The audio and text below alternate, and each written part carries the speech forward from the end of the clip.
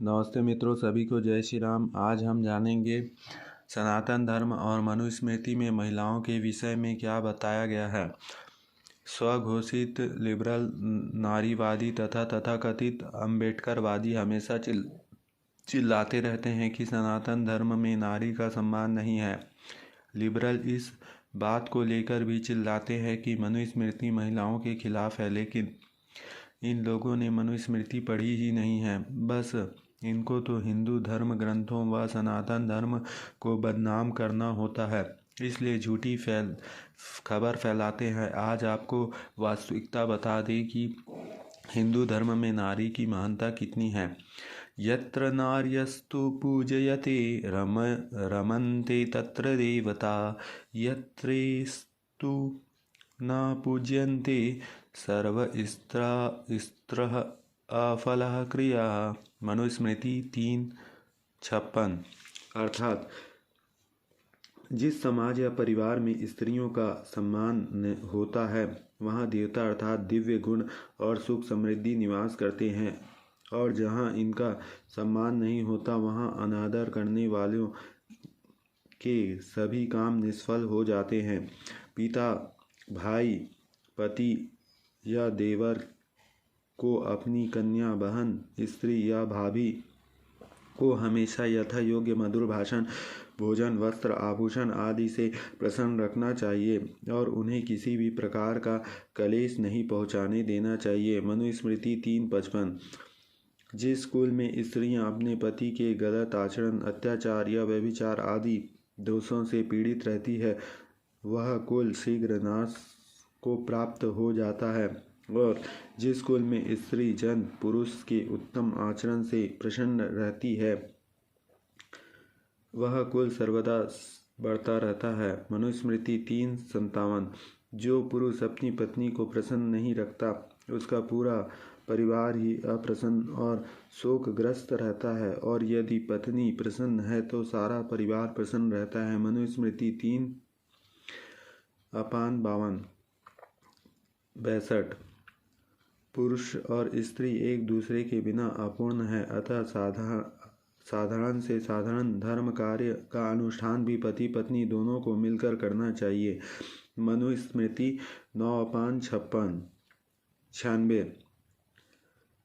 ऐश्वर्य की कामना करने वाले मनुष्य को योग्य है कि सत्कार और उत्सव के समय में भूषण, वस्त्र और भोजन आदि से स्त्रियों का नित्य प्रति सत्कार करे। मनुस्मृति।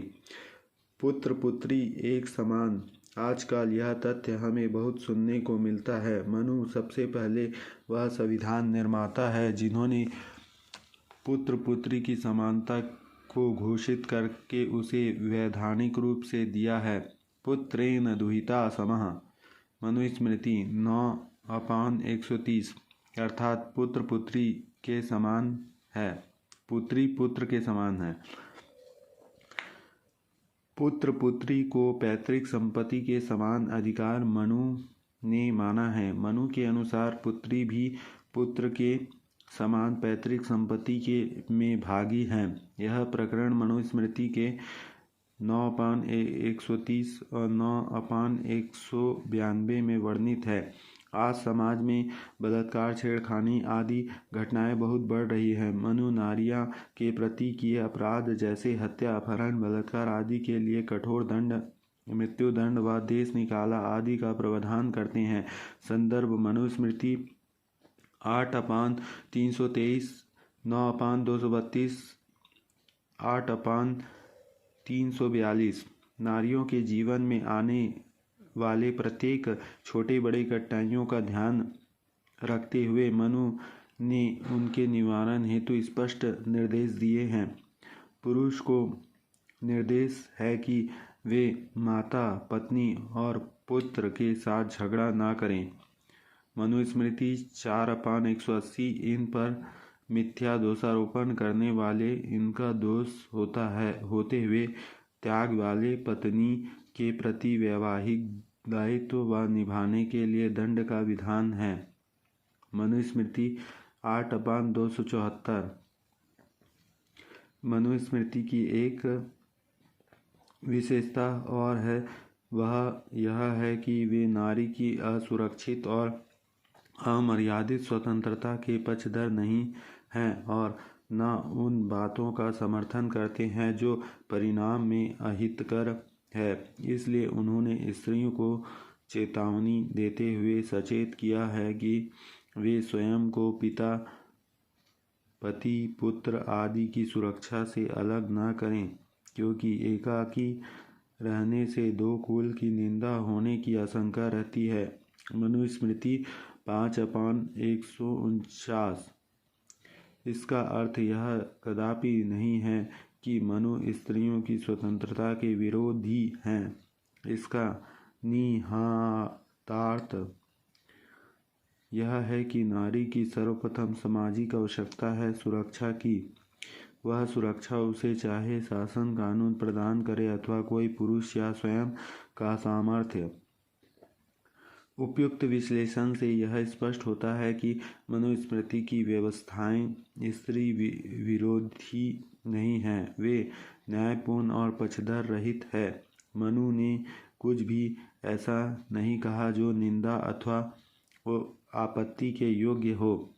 यजुर्वेद में लिखा है, महिषासुर मातरम सुव्रतना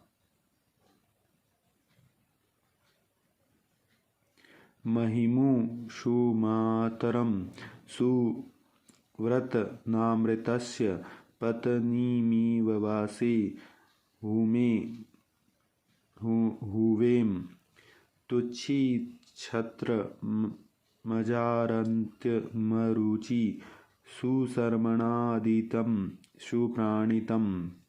हे नारी, तू महाशक्तिमानी है, तू सुव्रती पुत्र की माता है, तू सत्यशील पति की पत्नी है, तू भरपूर छत्र बल से युक्त है, तू मुसीबतों के आक्रमण से जीर्ण न होने वाली अतिशय कर्मशील है, तू शुभ कल्याण करने वाली है, तू शुभ प्राकृष्ट नीति का अनुसरण करने वाली है।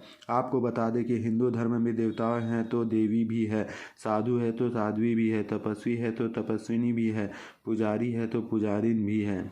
लेकिन मुस्लिम समुदाय में मौलाना है लेकिन मौलानी नहीं है। ईसाइयों में पॉप है लेकिन पापिनी नहीं है। केवल और केवल हिंदू धर्म में ही नारी को बराबर सम्मान मिलता है और उसे पूजनीय माना गया है। इसलिए सनातन धर्म ही सर्वोत्तम धर्म है। जय श्री राम।